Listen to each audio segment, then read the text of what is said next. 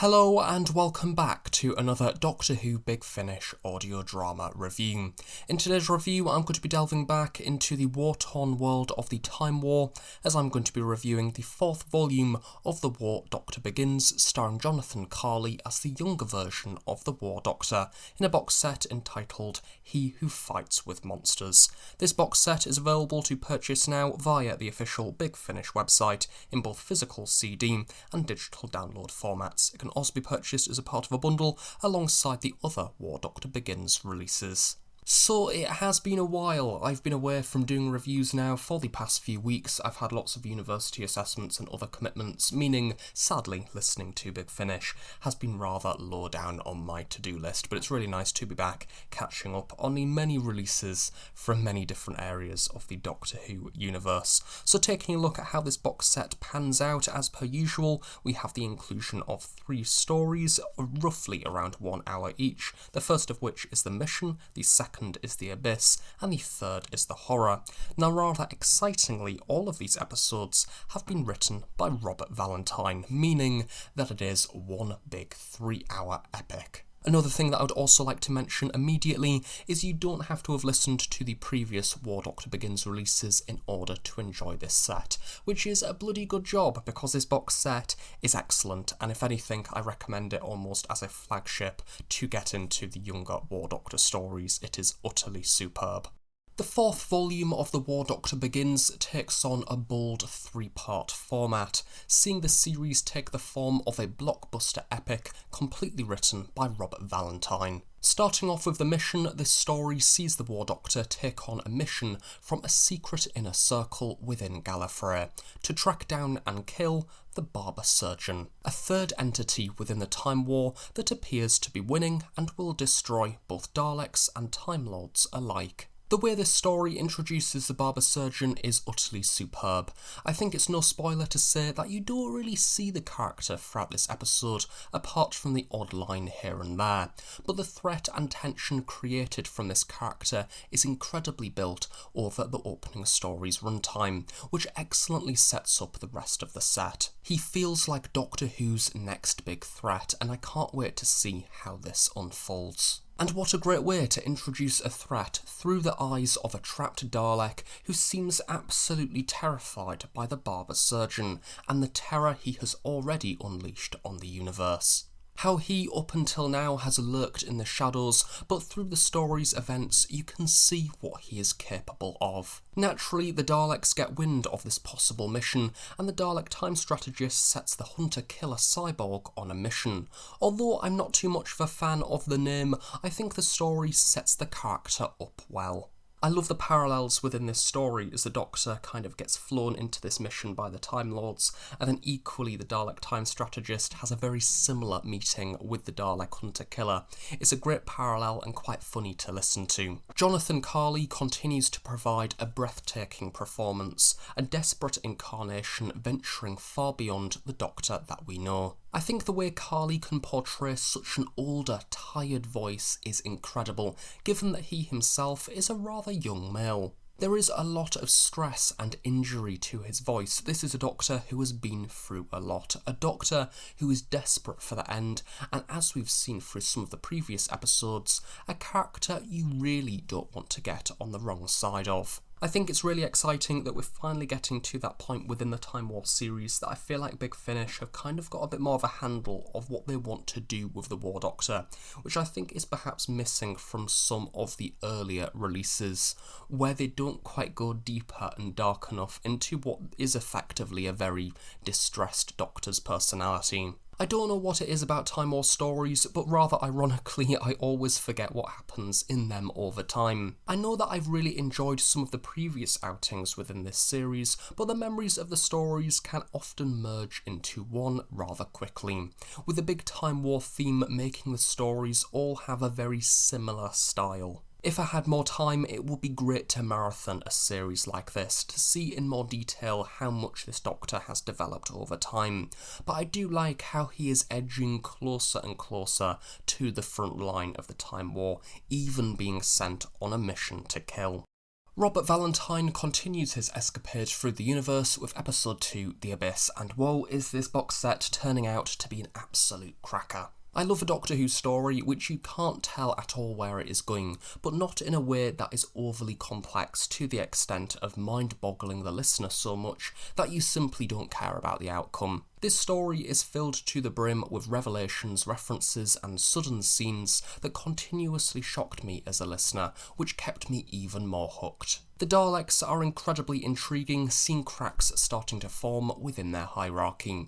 You have the Dalek time strategist on his own mission, avoiding the orders of the Emperor in a really clandestine way, and then you have the Dalek hunter-killer on his own mission to track down the Doctor, and speaking of the Doctor, this story makes him feel like a true warrior. This story is one of my favourite turning points within the War Doctor series timeline. We've had the stories that deal with his reluctance to fight or him nearing the end of the Time War and simply being so fed up, and then within this story we see him becoming a Time War warrior, using weapons in unexpected ways, coping with loss, and basically utilising his own personal TARDIS as a battle cruiser rather than the time ship that, let's face it, he loves affectionately. The use of multiple locations within this part makes the Time War feel so much grander in scope, but not in a way that is so fast-paced that each scene change daunts the listener. Each location contributes to the mission, and it's exciting having the pressure of the Daleks being hot on the Doctor's tail. There is a particular moment where a fraction of the Daleks are located by the Emperor doing their own secret mission beyond his orders, and you can tell in their voice they are thinking, oh bugger, we've been found. And I think that's really funny, but also at the same time kind of shows how the Daleks can turn against themselves. I feel like Robert Valentine has been given absolutely free rein to go absolutely chaotic within the Time War in this box set, and I love it. It feels dangerous, and it's great that he has a whole 3 episodes to do this within. I loved episode 1, loved episode 2, and I'm really hoping that the 3rd and final instalment delivers a satisfying conclusion, as it's going so very well so far. I think one of the issues with stories that tend to move location a lot is that before you've kind of gauged where you are within the episode, you've moved on to a new location and a new planet.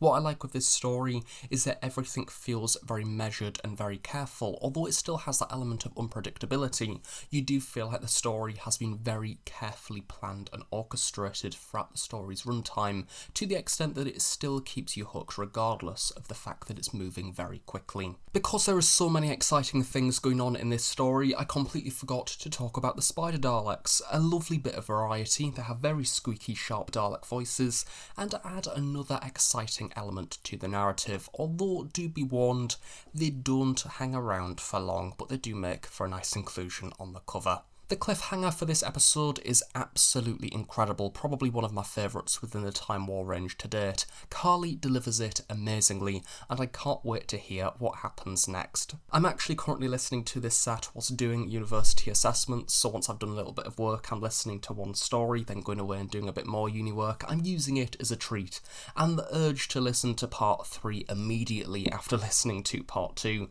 is incredibly strong, but I must have self-control. Back to studying we go.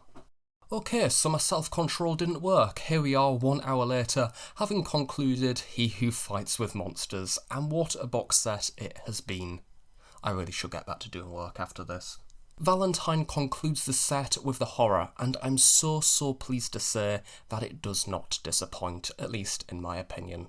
This story feels like a celebration, not only of the War Doctor, but the entirety of Doctor Who. As I mentioned, there are so many references within this set to past stories and adventures. It's done in a way which almost feels like this could be a final Doctor Who story ever.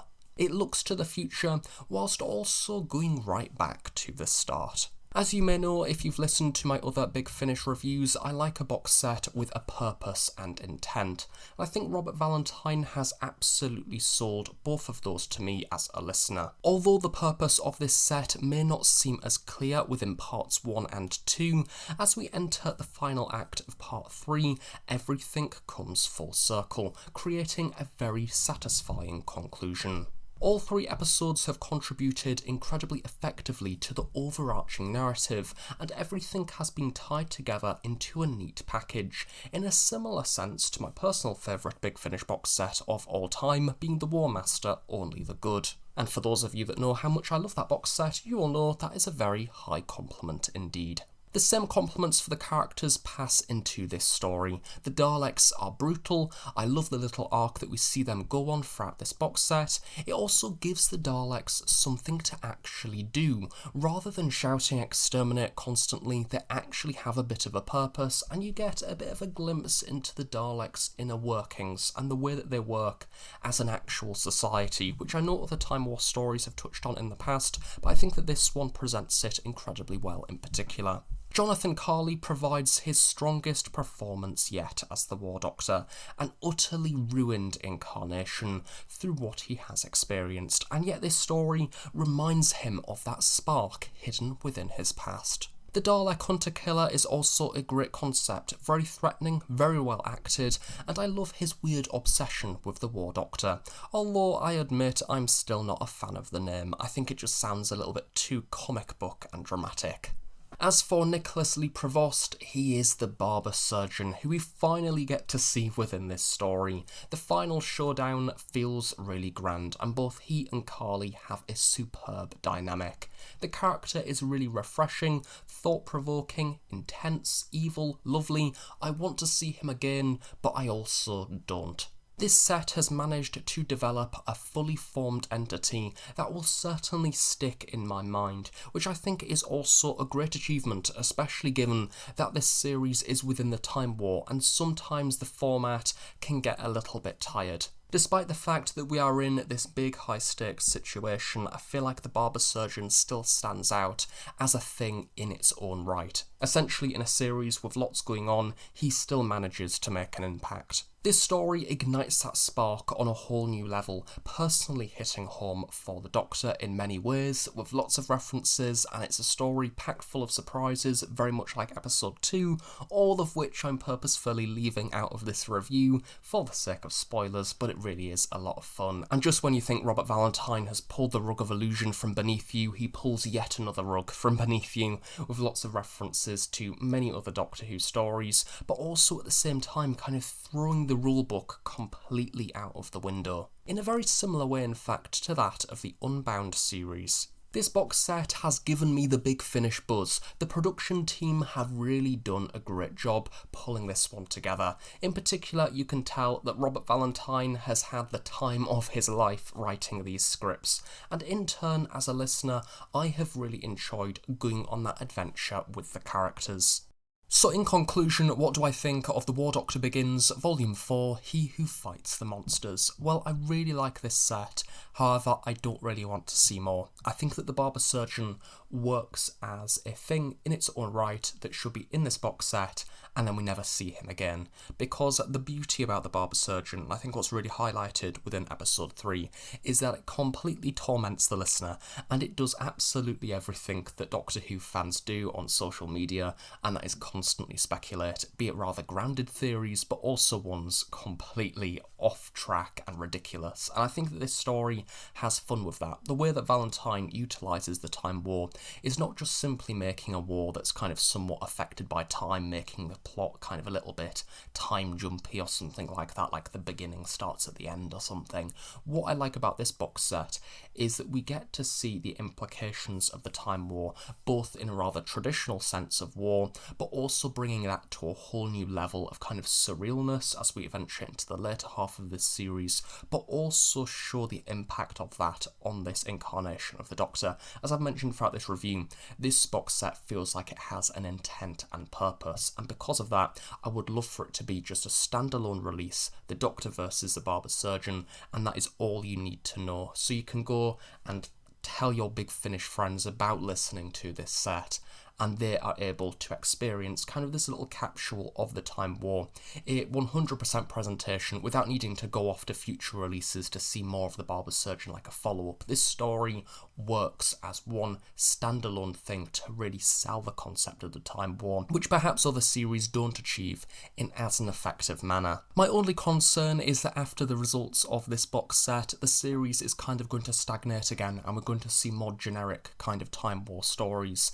I think that this series really needs to consider what it does next, because there is now so much Time War themed content out there with the likes of the 8th Doctor, the War Master, Gallifrey, and it is getting to the point where there just is a lot of Time War stuff, meaning that each release does need to actually have a purpose and a reason to exist, and I really hope that does continue into the subsequent sets. So thank you very much for watching this review. I really hope you have enjoyed it. Do of course stay tuned on the Host Productions for regular Big Finish reviews. Have a nice day, and I shall see you all next time.